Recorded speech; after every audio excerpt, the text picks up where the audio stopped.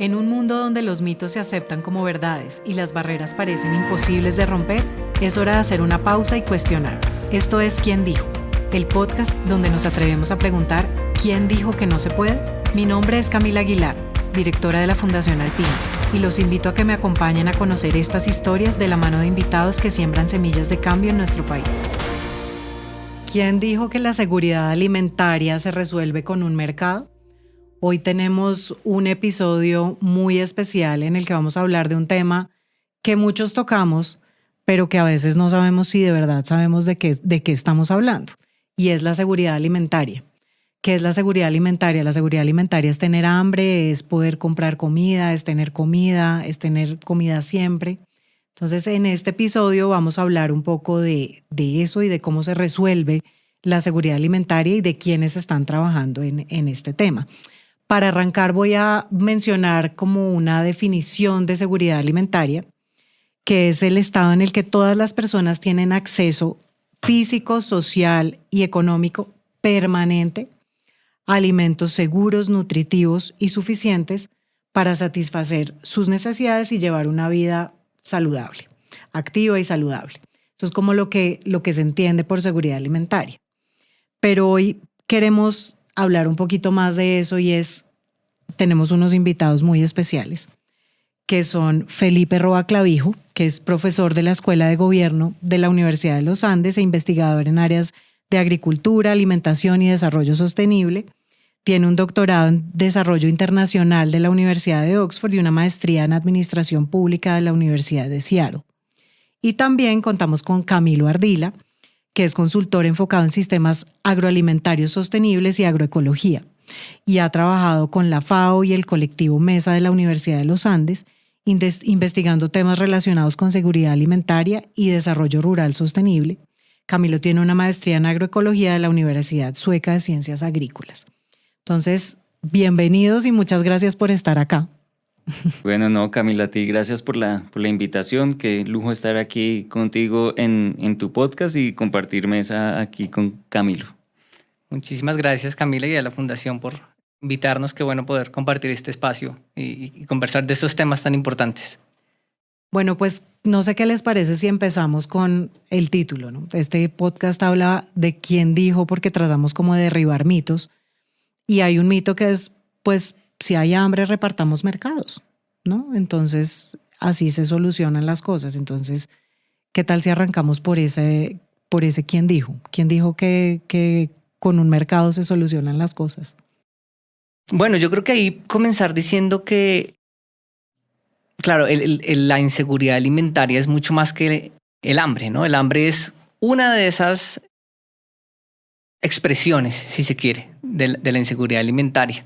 Entonces, se suele asociar el hambre exclusivamente a un tema de falta de acceder a unos alimentos, ¿no? De esa dimensión, si se quiere, física, ¿cierto? Pero ahí es importante tener en cuenta que el hambre es más como una foto, ¿cierto?, de una de las dimensiones de la inseguridad alimentaria, que, como decía, es el acceso físico, pero que pasa también por otras dimensiones, ¿no? Una de ellas puede ser cómo estamos nosotros aprovechando esos alimentos cuando accedemos a ellos. ¿Qué tipo de alimentos estamos accediendo, cierto? Si es una alimentación que solamente nos llena o que también nos nutre, ¿cierto? Entonces, comienza uno a ver como esas otras capas de lo que puede tener detrás tanto el hambre como la inseguridad alimentaria, ¿verdad? Entonces, el mercado en últimas puede ser, o la entrega de un mercado, ¿cierto?, puede ser una respuesta a esa foto, ¿cierto?, de falta de acceso a unos alimentos, falta de acceso físico. Entonces, pues si no hay el acceso físico, pues aquí está, se lo doy, ¿cierto? Y check, lo cumplo. Pero claro, es una lectura, por supuesto, parcial de lo que hay detrás del hambre y de la inseguridad alimentaria. Yo eso le agregaría algo que es muy difícil en el mundo de la política pública, en la opinión pública en general, es entender la complejidad que hay detrás de los alimentos. Porque si hay una foto para seguir con la analogía de Camilo que represente cómo estamos hoy, es que estamos hambrientos y obesos.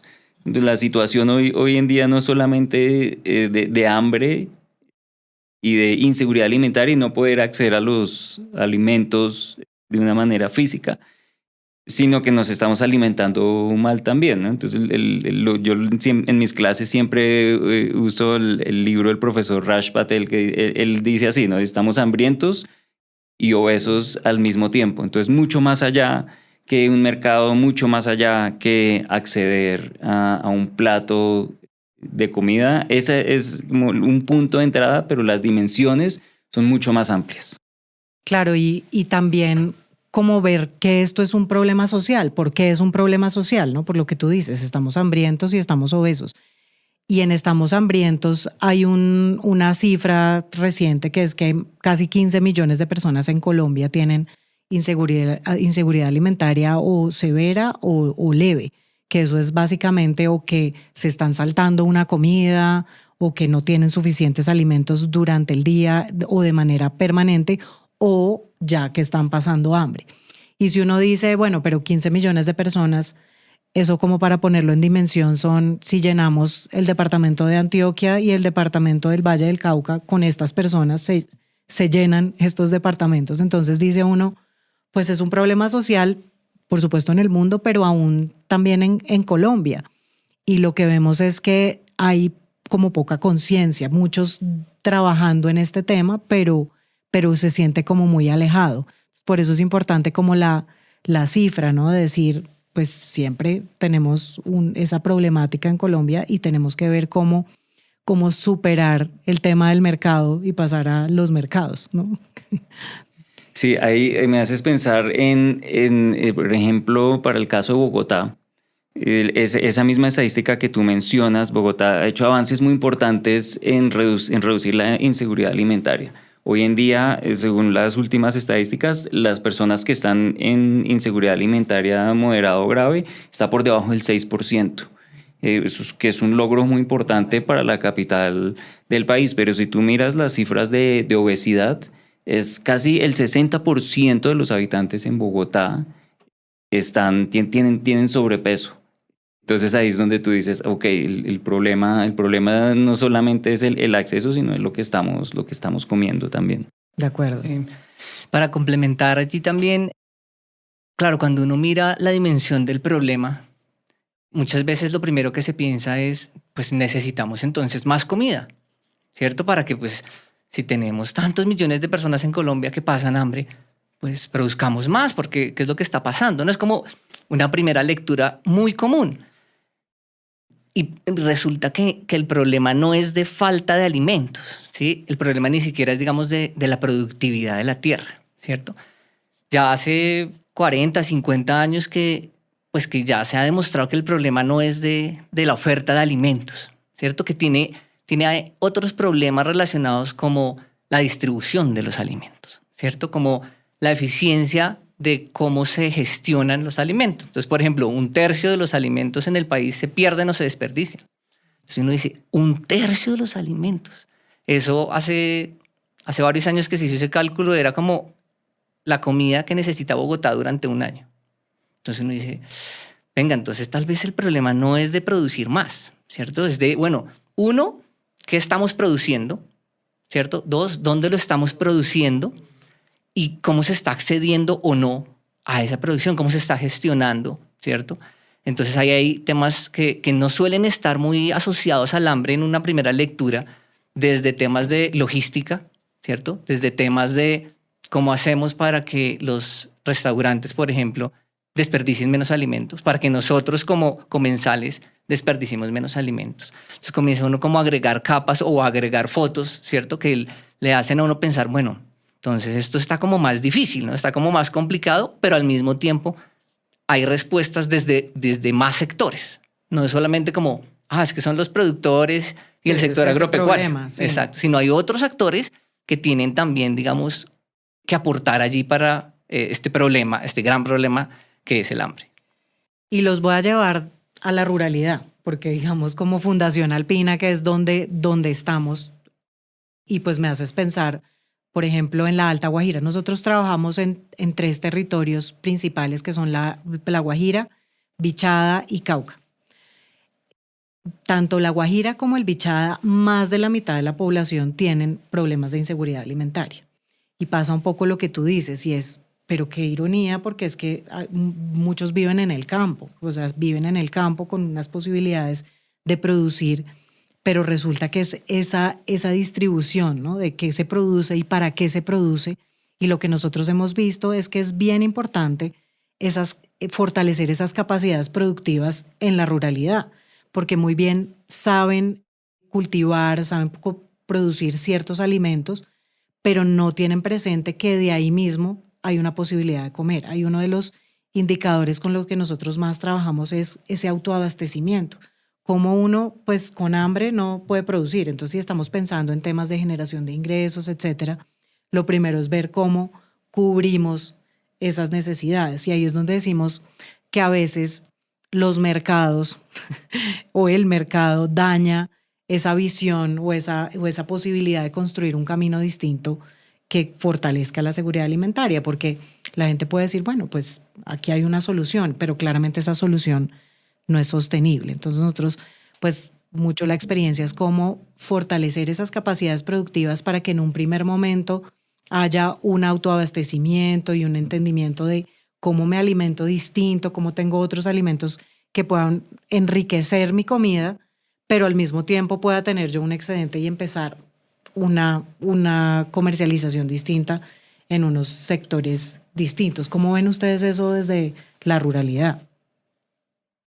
Bueno, sí, es paradójico, ¿no? Y que justo donde se produce el alimento haya este problema del hambre, ¿no? Y en las recientes cifras del DANE de medición de la inseguridad alimentaria se veía que el hambre en las zonas rurales ha ido como aumentando. Entonces uno dice, bueno, pero ¿esto por qué pasa, no? Y yo creo que ahí tú tocas un punto muy importante que son las capacidades, ¿no? ¿Cómo podemos nosotros también favorecer esas capacidades productivas por un lado, ¿cierto? Pero esas capacidades también de incidencia, de participación en política, de autogestión, digamos, de la vida de esas comunidades, ¿cierto? Y ahí traigo un elemento que también tiene que ver con el hambre y que muchas veces no se asocia, y es la democracia, ¿no? O el poder, ¿cierto? La distribución de quién decide sobre qué. Entonces también se ha evidenciado desde hace décadas que buena parte del problema del hambre está en quién tiene acceso a los recursos tanto productivos, conocimiento, recursos financieros, y quién decide sobre ellos. Entonces pasa muchas veces que estas comunidades, estas familias pueden producir, pero si lo comercializan, por ejemplo, a través de un intermediario que tiene mucho poder de mercado porque, no sé, es el único que pasa por la vereda, pues yo decido cuánto le compro, a qué precio le compro, ¿cierto? Y como trabajo con productores individuales, pues de pronto ellos no tienen un poder, ¿cierto? Entonces, claro, si uno puede apoyar el fortalecimiento también de esas capacidades organizativas, ¿cierto? Asociativas, de incidencia en procesos, pues puede comenzar a ayudar a equilibrar esa balanza para que las condiciones que están allí en la ruralidad cambien y sean ellos mismos los que puedan gestionar, digamos, ese cambio, ¿no? Y el elemento también de la alimentación de ellos mismos, ¿no? Porque muchas veces el deseo de ellos es vender esa producción lo mejor posible, ¿verdad? Y llenar sus estómagos, como decíamos, comer, pero no necesariamente alimentarse. Entonces, esa sensibilización que yo sé que ustedes también hacen en la Fundación Alpina de, bueno, lo primero, pues también nosotros en el día a día para poder funcionar, para ir a trabajar. Nuestra gasolina. Pues nuestra gasolina, nuestra energía viene de los alimentos. Y pues en las zonas rurales que hacen un trabajo físico, pues más lo necesitan. Entonces es un elemento clave. Y de la mano con esa paradoja está que esa paradoja es que los que están produciendo los alimentos que consumimos en las ciudades tienen niveles mucho más altos de pobreza monetaria, multidimensional y de inseguridad alimentaria, mayores niveles de desigualdad y mayores niveles de informalidad. Entonces, las cifras nos dicen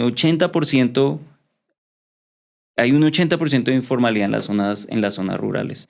Entonces eso nos hace reflexionar un poquito de el costo de los alimentos, que es un debate que ha venido ganando más fuerza, ¿cierto? Y es como, listo, si encontramos no sé, una de manzana dulce, la misma papa que después es súper fundamental en nuestra dieta.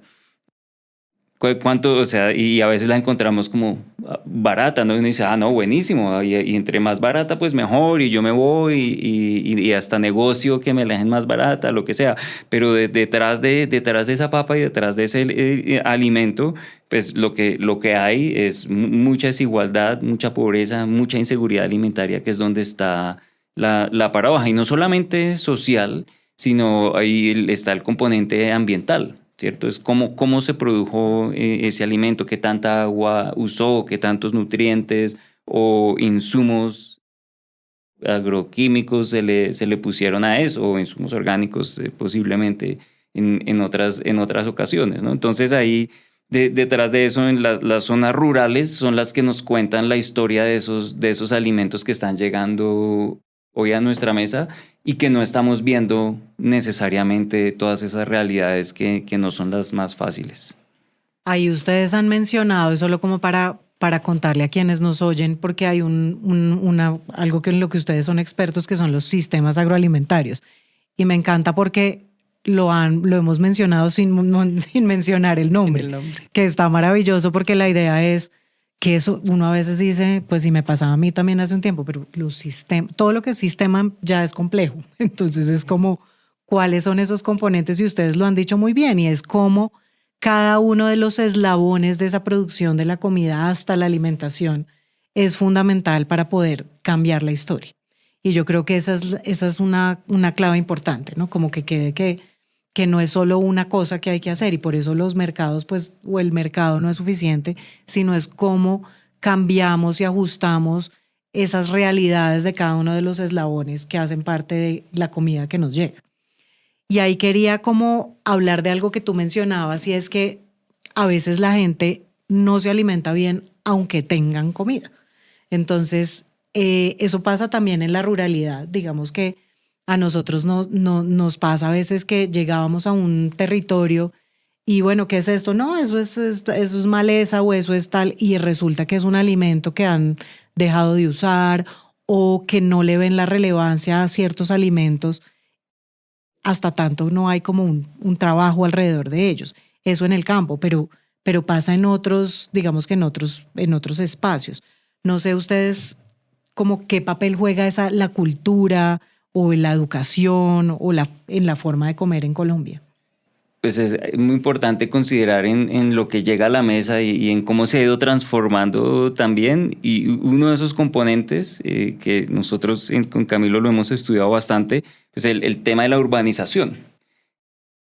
Cómo la rápida urbanización de 1960 hacia acá, en Colombia y el mundo, porque esto es un proceso mundial, pues ha ido transformando las dietas, ¿no? Entonces, unos años atrás, muy seguramente, comíamos más en la casa, por ejemplo, ¿no? Había más cocina a nivel familiar, mucho más sentémonos a la mesa, de pronto breaks de trabajo más de almuerzo, ¿no? El espacio, la hora del almuerzo mucho más larga, mucho más en familia.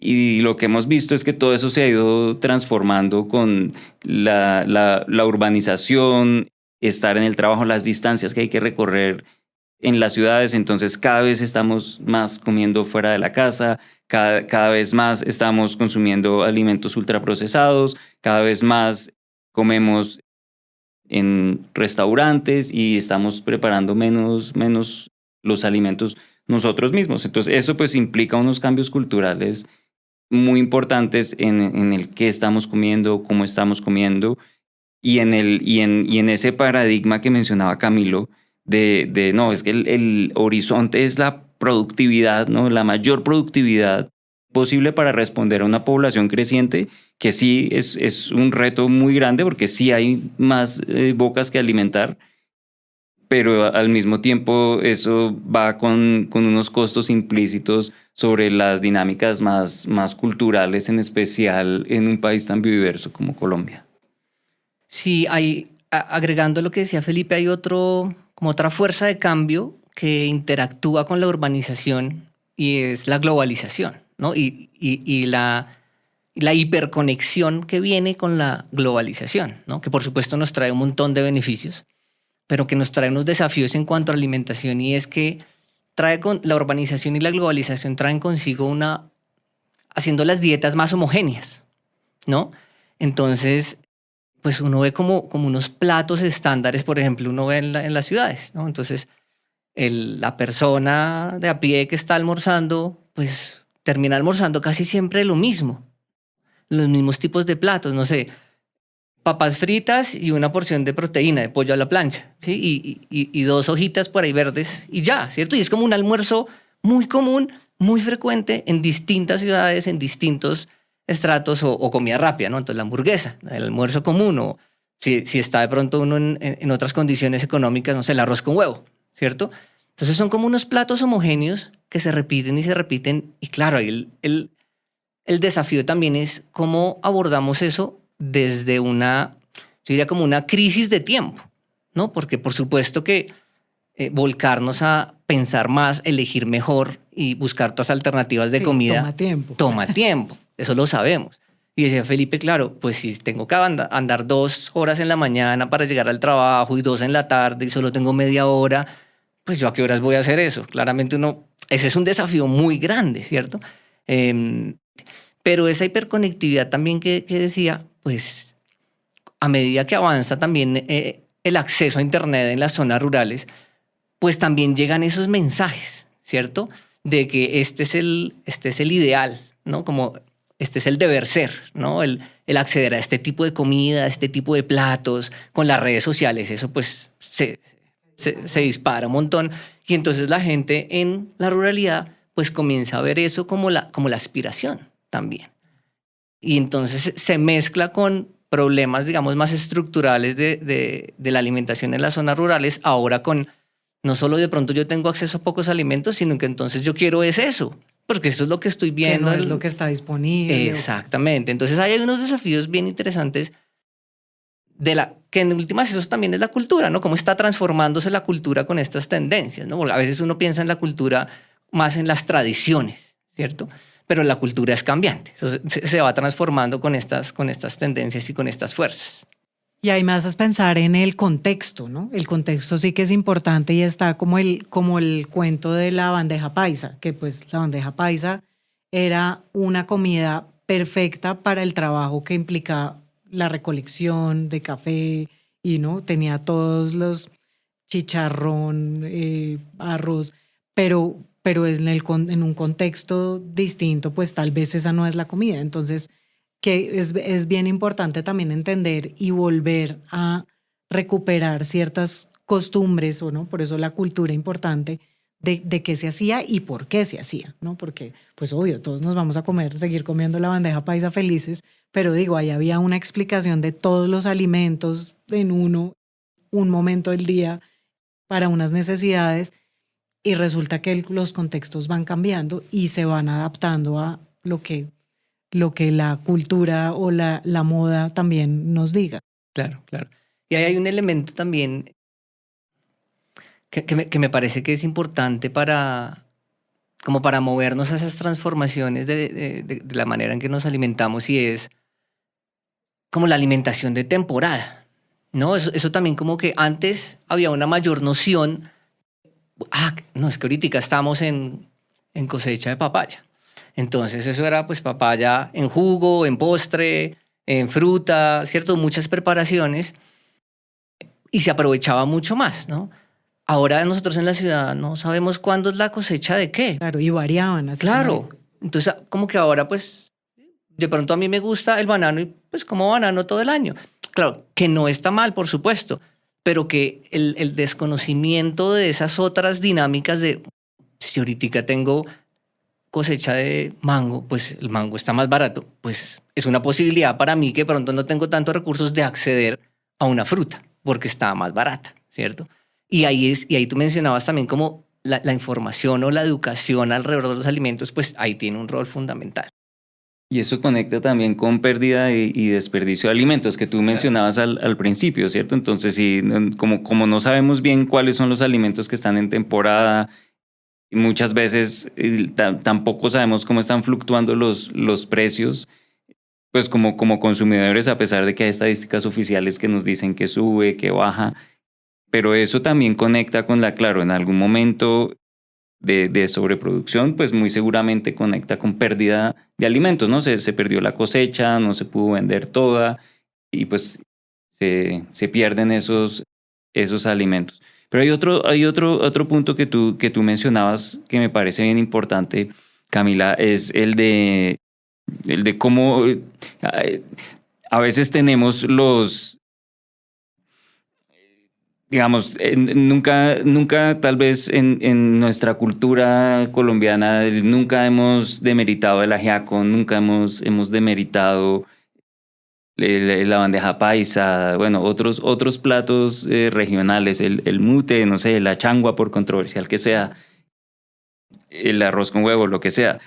Pero lo que me parece interesante es que es hablar sobre los alimentos nos permite también resignificar los alimentos en algún momento, dependiendo del contexto, ¿cierto? Entonces, en un contexto de globalización, pues teníamos pues vamos a comer más, no sé, más hamburguesa y vamos a volvernos, no sé, un país más con la onda internacional o por los lineamientos de la dieta en Estados Unidos que ha ido cambiando.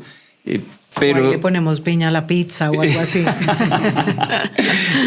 pero hablar de esto también nos permite resignificar, ¿no? Y fíjate que hoy en día tú vas a una heladería o a algunos restaurantes y encuentras cosas que tenemos desde siempre y que nunca habíamos encontrado o que no conocíamos antes, ¿no? Entonces encuentras el azaí, el copoazú, el camu camu, productos amazónicos que siempre habían estado ahí y que, no sé, la forma en que se generó la urbanización, en que vinieron cambiando las dietas, le dio la espalda a eso. Y hoy estamos en un momento bien interesante, por más que haya unas múltiples crisis interconectadas, también estamos en un momento oiga, nuestra selva amazónica tiene unos productos muy ricos, ¿por qué no? Entonces ya eso de alguna forma hoy se está volviendo parte también de nuestra identidad, ¿no? Es, yo quiero, no, a mí que me traigan un helado de copoazú o que me sirvan un juguito de azaí con mango que es delicioso. Entonces esa resignificación de los alimentos como en un espacio reflexivo me parece también muy, muy interesante. Y ahí me haces pensar también en pues un ejemplo parecido a este, pero que vemos nosotros en la Alta Guajira, por ejemplo, porque se habla mucho del cilantro y yo siempre decía, pero el cilantro pues no es, pues no, como que uno dice, necesitamos algo que, pero primero pues tiene un gran valor nutricional, pero además resignifica las comidas. Entonces nos contaba Erika, que es una indígena de la Alta Guajira, es que nosotros antes comíamos chivo con agua y sal, o sea, así lo cocinábamos. Pero ahora echarle tomate y echarle cilantro y cebollín y todo lo que la huerta les da, pues resignifica las comidas, además de tener, pues digamos que otros ingredientes que mejoran la nutrición.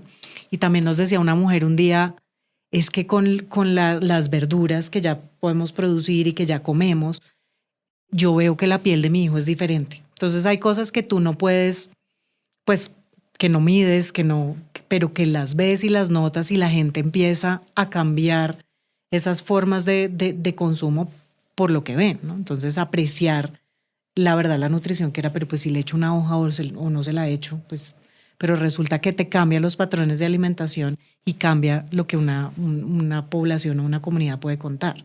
Claro, claro.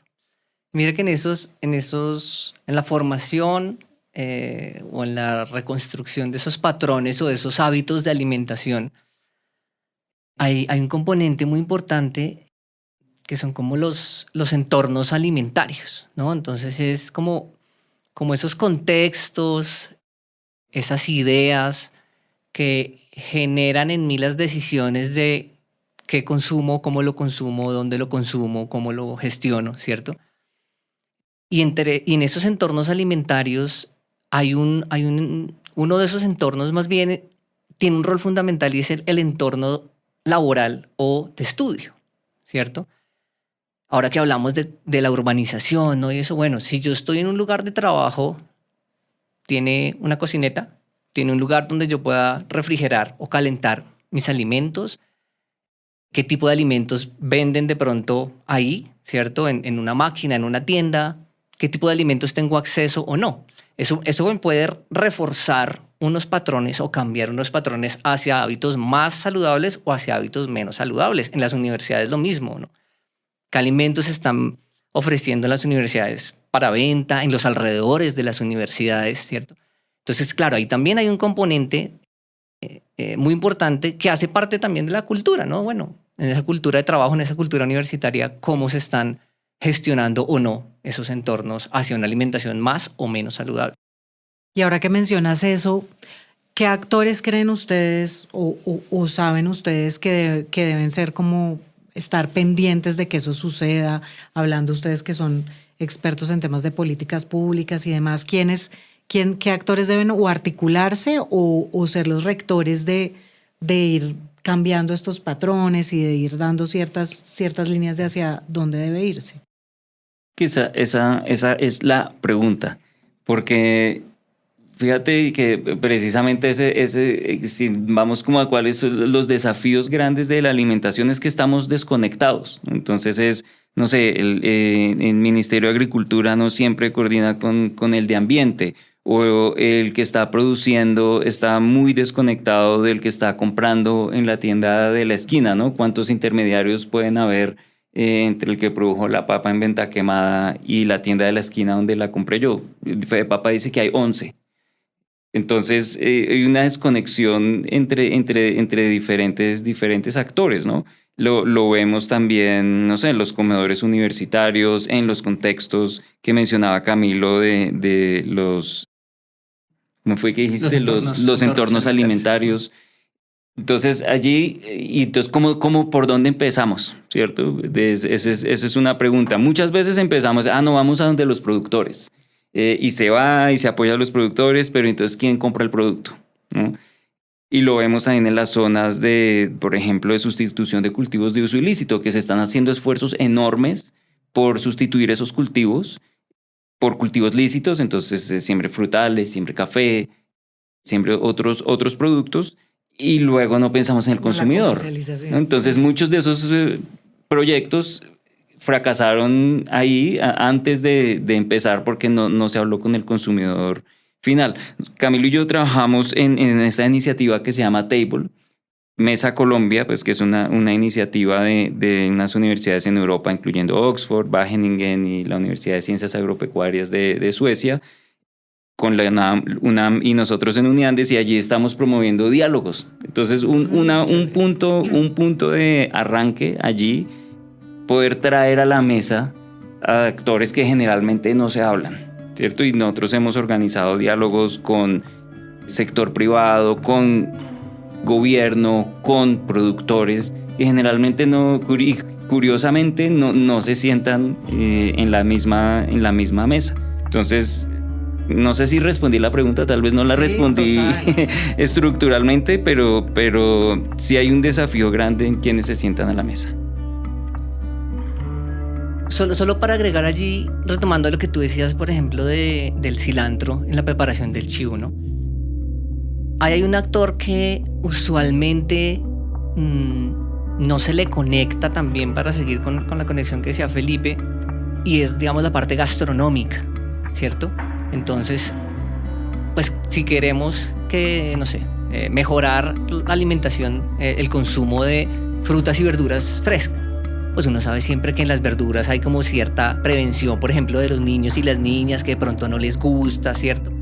Pero ahí la gastronomía puede jugar un papel clave en hacerlo más bonito incluso, ¿no? En ponerle otros sabores, otros colores, en jugar con esas sensaciones que le puede generar al niño o a la niña.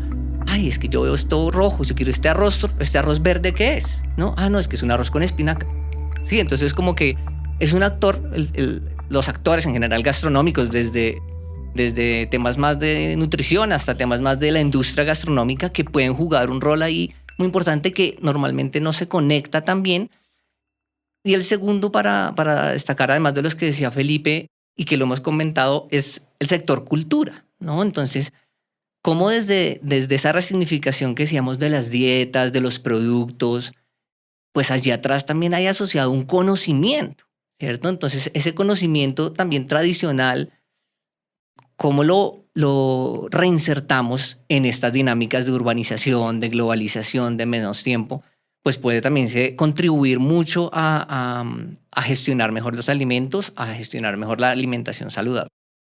Me parece clave y es algo que desde la fundación estamos empezando. Nosotros trabajamos mucho en tema productivo, el tema de alimentación, pero como entendiendo que empezando a pensar cómo ese tema cultural es fundamental. Por supuesto, si trabajamos con grupos indígenas en distintas partes, pues siempre promovemos esa parte cultural, pero es cómo engranarlo dentro de lo que puede significar la sostenibilidad de esos procesos, cuando ya hace parte de tu cultura, porque muchas veces se introducen alimentos y se introducen muy bien. En la Alta Guajira antes no comían remolacha y les encanta, la consumen súper bien, pero la idea es ver cómo eso hace parte también de un tema cultural para que haya un arraigo y se mantenga. Entonces, me parecen claves, respondieron la pregunta clarísimo.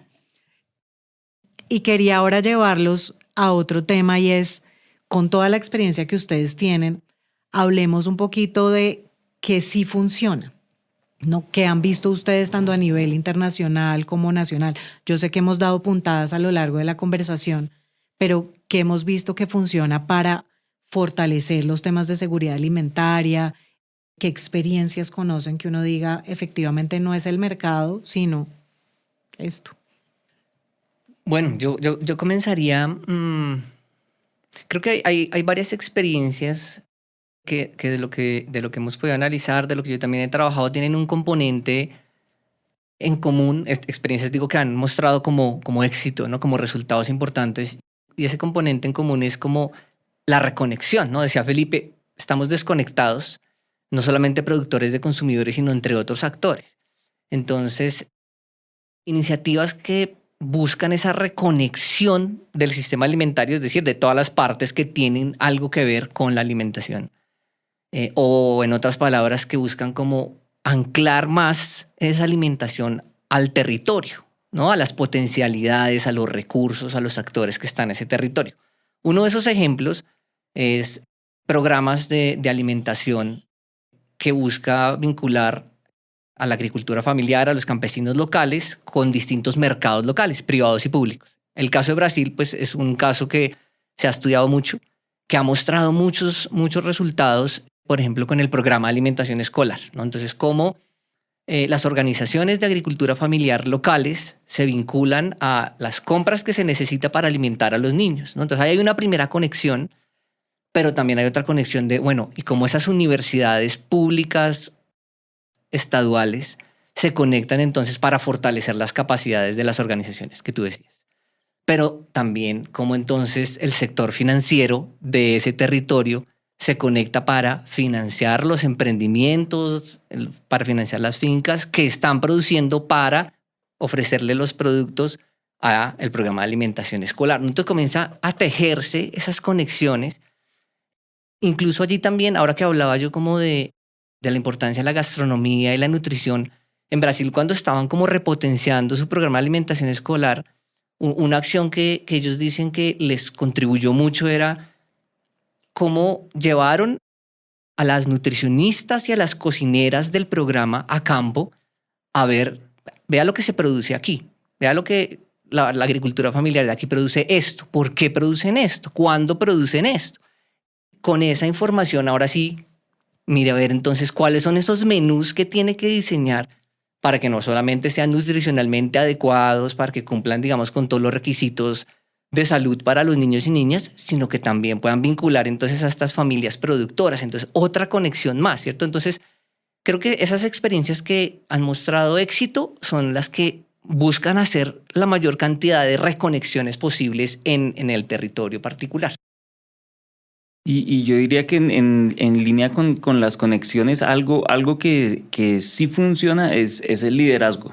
Y lo que me gusta a mí de la alimentación es que tiene muchos puntos de entrada y muchos niveles, ¿no? Entonces me voy a ir al nivel global. ¿Qué sí funciona? Liderazgo, por ejemplo, ahorita de Brasil. Entonces Brasil ahorita con el regreso de Lula a la presidencia y los programas de hambre cero que han implementado sacó a Brasil del mapa del hambre, ¿no? Después de haber regresado a ese terrible mapa global. Pero yo me puedo ir también, ahora me voy a ir a lo microlocal. Y yo he tenido la fortuna de trabajar con las mujeres del municipio, del corregimiento de San Isidro, en Carmen de Bolívar, en Montes de María. Y ellas han ejercido un liderazgo impresionante también. Unas mujeres que fueron desplazadas por el conflicto armado, que tuvieron que estar un tiempo por fuera, que lograron regresar a su territorio y que a través del ñame resignificaron su rol en la sociedad, comenzaron a producir ñame a pesar de que los hombres decían que las mujeres no podían producir, armaron una asociación, comenzaron a comercializar y hoy en día les está yendo muy bien. Y fíjate que no solamente están produciendo ñame solamente por vender, sino que parte de las utilidades que están teniendo de esas ventas las están usando para proteger el bosque seco tropical. Entonces, para mí ese ejemplo también es un liderazgo que está a nivel territorial y que pues nos está mostrando que ahí hay otros puntos de entrada que también se pueden hacer. Entonces, en resumen, yo sí creo que el liderazgo en los diferentes niveles es lo que ayuda a transformar toda esta situación. Pues ahí coincido contigo con la experiencia de la Fundación Alpina, digamos, donde más tiempo hemos estado es en La Guajira con estos procesos. Y efectivamente es el liderazgo y como la apropiación, ¿no?, de las comunidades de esa transformación. Nosotros seguimos trabajando con otras comunidades, pero hay varias con las que ya no trabajamos y vemos cómo se mantiene todo el proceso de sus huertas y el tema alimentario, porque hay un tema de liderazgo, ¿no? Y hay algo que les permite ver esas bondades de lo que antes no tenían. Pero quería devolverme antes al ejemplo de Brasil, porque siempre es, ¿cuál crees tú que son pues esos factores que permiten que eso se escale? Porque uno conocemos lo que nosotros hacemos, lo que tú mencionas en Montes de María, y así hay muchos casos, pero es difícil lograr que desde la política pública o desde haya algo que mueva y haya un cambio en general, ¿no? No sé, ¿qué ves tú que puede ser el ingrediente o los ingredientes que hacen que eso fuera escalable? Sí, pues yo creo que un tema clave, al menos en Brasil, lo mencionaba Camilo, es el programa de alimentación escolar. Allá el programa de alimentación escolar se volvió un patrimonio, ¿no? Ya no es algo que pasa de gobierno a gobierno, no es una política pública desde el punto de vista ejecutiva, como que hay que hacerlo, invierto y alimento y ya, sino se volvió un patrimonio del país y un patrimonio que hay que cuidar, que hay que proteger y que se entiende que desde ahí, si se le da se le da alimento como parte de su jornada escolar a niños y niñas y se conecta con diferentes tipos de producción agropecuaria, pues se pueden hacer cosas grandes. Yo creo que en ese sentido la visión y la ambición en ese sentido es como para mí un eje que ha sido muy, muy estructurador en ese objetivo. No sé, ¿tú cómo lo ves? Sí, yo agregaría tal vez 2 elementos que considero favorecen como esa escalabilidad, ¿no? Y me gusta que hayas dicho escalable y no replicable, porque muchas veces con la réplica se pone implícito como una copia, ¿no? Y ahí uno ya arranca mal, ¿no? Si no es escalable, pues a otras condiciones, ¿no? Uh-huh. Y un primer elemento que también está allí en la experiencia de Brasil, pero en muchos otros programas y sé que en la Fundación Alpina también, la participación de los actores que están allí, ¿no? De los participantes o de los beneficiarios mal llamados a veces, ¿no? De qué tanto realmente pueden, de qué tanto hay una bidireccionalidad en el programa, en la política que sea, ¿cierto? Entonces, eso puede ser desde escenarios de veeduría, ¿cierto? Ciudadana, en donde están allí las comunidades también pendientes de, bueno, nos están entregando este programa o están desarrollando esto, bueno, Estamos aquí atentos a ver cómo se desarrolla, ¿cierto? Pero ese espacio se tiene que propiciar. Entonces, un elemento es como esa participación de los actores locales, pero principalmente pues, de los que están, digamos, en el centro de esa política o de ese programa. Y el otro elemento, un poco en otra dimensión más, si se quiere, como de gestión pública, son los indicadores por los cuales medimos el éxito de un programa o de una política, ¿cierto? En donde, claro, hay algunas reglas o algunas necesidades, tanto de cooperación como de gobierno, de que pues tiene que cumpla con este indicador, ¿no? Y muchas veces ese indicador se queda en entregas, ¿no? En productos, ¿no? Tantos talleres realizados, tantos kits, ¿no? Tantas huertas entregadas. Y entonces, claro, en el correr de la implementación de programas y políticas, de nuevo, desde cooperación, desde gobierno, pues está como ese afán de que tenemos que cumplir, porque pues, y es entendible, a mí me están midiendo por eso, a mi organización le están pidiendo cuentas por eso, pues hay que cumplirlo, ¿no? Entonces hay un desafío en cómo ajustamos esas mediciones para comenzar a incluir indicadores más de proceso. Claro, y de ¿cierto? resultados. Y de resultados de impacto, ¿cierto? Entonces, ese creo que también es un elemento, claro, que tiene obviamente muchas aristas, desde temas de presupuestos, duración de los proyectos, cómo monitoreamos, pero que se puede ir como transformando para que se generen lo que tú decías, más procesos que estén allí en territorio y no tanto como acciones puntuales. Pues mira que eso que mencionas es algo que desde la fundación hemos querido hacer, porque ahí les dejo la inquietud por si acaso, y es trabajar en temas de pago por resultados en temas de seguridad alimentaria. Porque la razón por la que nosotros somos fundación de primer piso, es decir, ejecutamos directamente los proyectos, es precisamente por lo que tú estás diciendo, y es los actores que yo encuentro en el territorio, lo que me ofrecen es, claro, usted me da 100 pesos y yo hago los talleres, 5 talleres, listo, acá tengo la prueba de los 5 talleres. Entrega de los insumos, acá tengo, firmaron todos, entregué los insumos. Y ahí no hay una transformación. Entonces, parte de lo que nosotros decimos que hacemos no es que sea algo diferente. Nosotros lo que hacemos es que trabajamos de la forma en la que garantizamos que ese aprendizaje o esa transferencia, porque intercambio de conocimiento, porque muchas veces es recíproco, por lo general lo es, se quede en el territorio y sea sostenible. Les pongo un ejemplo. Nosotros una huerta, pues una huerta uno diría, pues eso no es tan difícil. Yo te doy unas semillas y tú la pones y te da, pero ¿cómo haces para que volver a tener una huerta? Y eso es lo que ha pasado en muchos programas, que se toma la foto de la huerta, pero no hay el conocimiento para decir yo cómo saco las semillas de ahí y yo cómo mantengo y varias veces, varios ciclos esa huerta. Nosotros hemos aprendido que después de 3 ciclos, los participantes apropian ese conocimiento y ya están en capacidad de replicarlo, y si les llegó la plaga tal, y si llovió mucho, si no llovió, ya están en capacidad de moverse. Y por eso hay un acompañamiento durante un tiempo, para que tú, no porque no pueda dar una vez la huerta, sino porque si no lo logras, si no haces ese acompañamiento, pues eso se queda ahí. Pero le hemos dado muchas vueltas a ver cómo logra uno hacer un piloto y mostrar que efectivamente sí se puede contratar de otra manera, donde el objeto no sea el número de talleres, sino algo más cercano a esos resultados que efectivamente nos dé un cambio para las transformaciones. Así se los dejo por si se les ocurre. Está muy buena esa tarea para hacerla, buenísimo.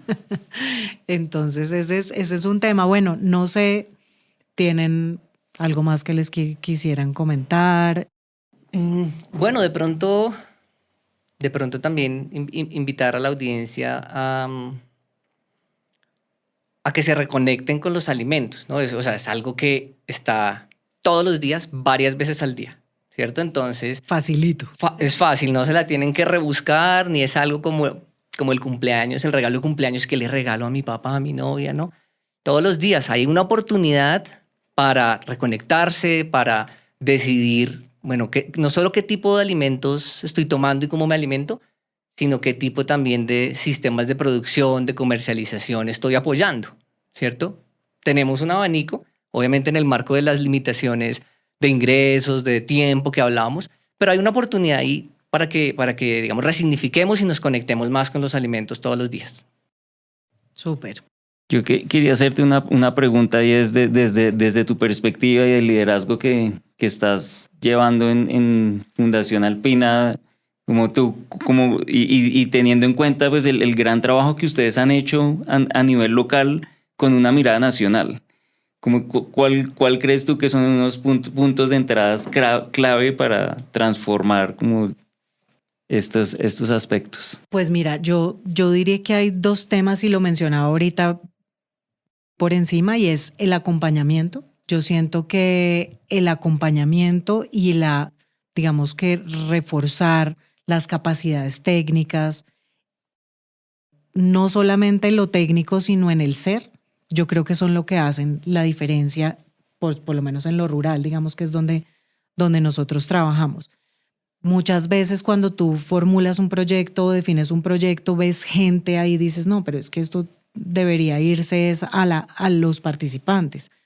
Pero resulta que yo soy una convencida que si tú no acompañas un proceso, es muy difícil que se arraigue y que efectivamente genere cambios. Entonces lo que hemos visto es que el acompañamiento es fundamental, transferencia o digamos que intercambio de conocimiento fundamental.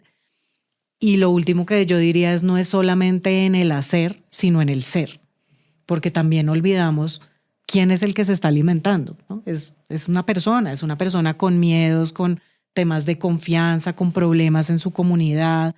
Entonces también ahí yacen como partes de las pistas de lo que nos permiten como abonar terrenos hacia adelante y para que sean sostenibles y durables. Entonces esas para mí son como las puntadas de lo que en seguridad alimentaria creo que también hay que hacer. Me quedó sonando lo del ser, eso me parece súper interesante, gracias. ¿Ahora sí lo del libro?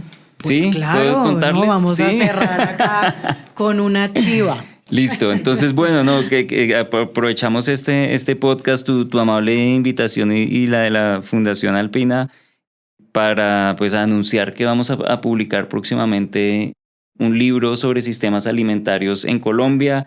Tengo el gusto de editar este libro con Camilo Ardila y de tener un equipo de ensueño de los diferentes capítulos. Son 35 autores.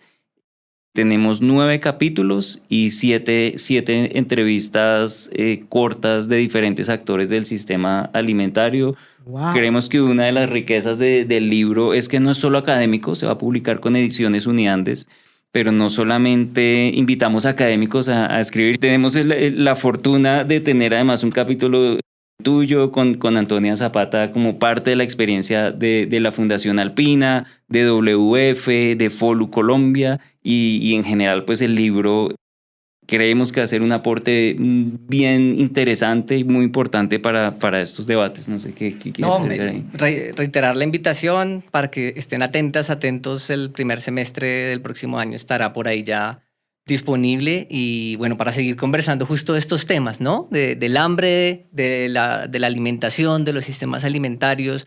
Allí tocamos muchos de estos elementos, de estas dimensiones, ¿no? Tratamos de poner varias de las fotos que hemos comentado. Entonces, nada, agradeciendo otra vez la invitación y la participación, por supuesto, en el libro. No, a usted. Pero bueno, no, pues ese libro suena muy, muy interesante y antes gracias a ustedes por habernos invitado a ser parte de él. Estoy convencida de que espacios como este, temas como el libro, hacen que más personas vayan sumando a esta conversación. Hoy vimos que inseguridad alimentaria es distinto a hambre. Hoy vimos temas bien importantes como lo que hace el liderazgo, como el tema cultural tiene un gran impacto en la alimentación, como una invitación tuya a que nos conectemos distinto con la alimentación, que no es solamente un tema de inseguridad alimentaria de 15 millones de personas, que es grave, pero también todos cómo hacemos parte de estos sistemas que no que los explicaron muy bien sin hablar de los sistemas, sino cómo todos hacemos parte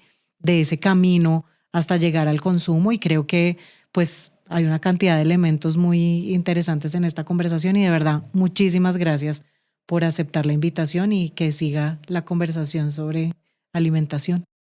A ti muchas gracias por la invitación, a la Fundación Alpina también, y en especial gracias a ti por el liderazgo que estás teniendo en repensar la forma en que se trabaja directamente en terreno con las comunidades y con una perspectiva diferente. Yo estoy seguro que, y habiendo leído el capítulo que tú aportaste en el libro y conociendo todo lo que están haciendo, pues le están haciendo un aporte muy importante al país. Así que muchas gracias. Bueno, ojalá. Gracias, Camila. Gracias, seguimos la conversa. Claro que sí. Gracias por acompañarnos en este episodio de ¿Quién dijo? Recuerda seguirnos en todas las redes sociales como @Fundación Alpina para conocer más de estas historias. Comparte este podcast y escúchalo en YouTube y Spotify. Hasta pronto.